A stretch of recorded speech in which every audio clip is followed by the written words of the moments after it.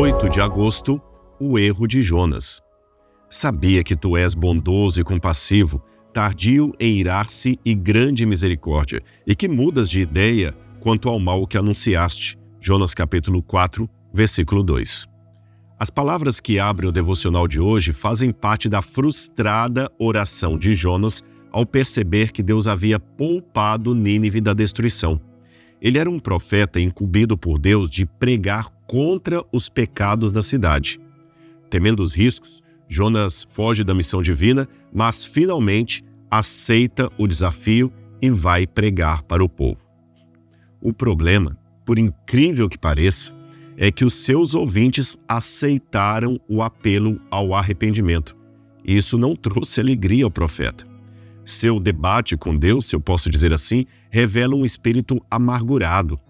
Sabia que tu és um Deus bondoso e compassivo, ou seja, que o Senhor atiça o espírito de vingança para depois mandar que perdoemos.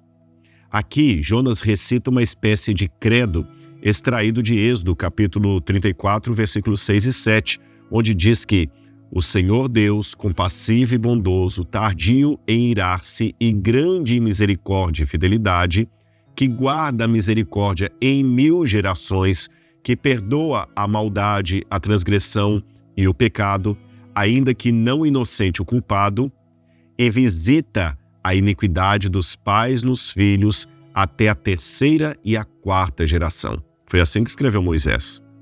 Agora, embora Jonas reconhecesse a realidade da misericórdia divina conforme expressa nas Escrituras, ele parecia valorizar mais a parte que trata da punição dos pecadores. E essa é uma característica de pessoas certinhas demais. Sejamos honestos, muitos daqueles que se acham bons sentem desprezo pelos que consideram maus. Mesmo que usem uma linguagem politicamente correta, o inconsciente acaba traindo-os quando eles comentam com sarcasmo sobre o erro daqueles que se tornaram especialistas em fazer coisas erradas. Como apreciadores de obras de arte, esses certinhos demais descrevem com indisfarçada alegria os escândalos notórios de outras pessoas como se fossem maravilhas da depravação a serem contempladas. A princípio, os seus comentários até parecem imbuídos de santa indignação, mas eles não conseguem esconder o gostinho do prazer de falar sobre aquilo.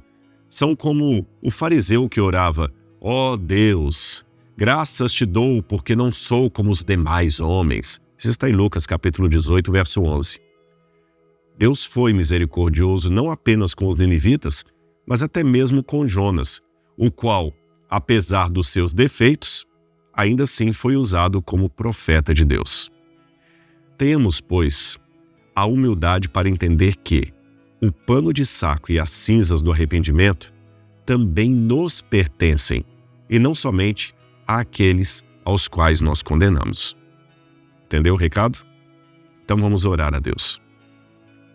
Senhor, que possamos ter a humildade de também pedir perdão pelas nossas faltas.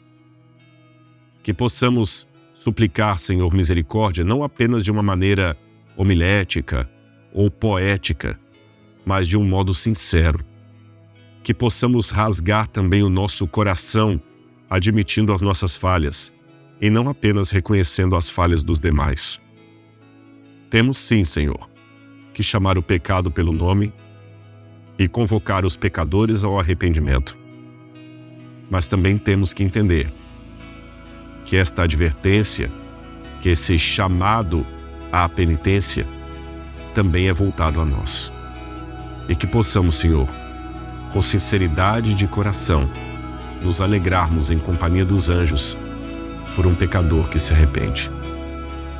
Ajuda-nos, Senhor, a pregar contra o pecado, mas também reconhecer o pecado em nós. Ajuda-nos, Senhor, a chamar pecadores ao arrependimento, mas também a amá-los e a vê-los não como eles são, mas como podem se tornar transformados por Tua graça.